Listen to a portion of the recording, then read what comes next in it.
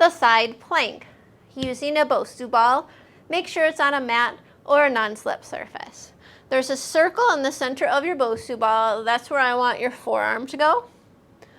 Set up in a side plank, so your bottom knee is bent and your top leg is long. Your alignment, your hips up, or your shoulders down to your hips are in a nice straight line, and your top leg is toes to your nose.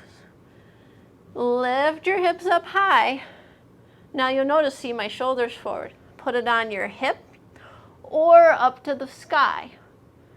Look up at your thumb or look ahead. Those are your two options. Pull in your core. Keep your hip bones forward. I don't want them tucking back, because then you'll see I'm not in a straight line anymore. Stick your hips forward and lower all the way down. Side plank on a Bosu ball.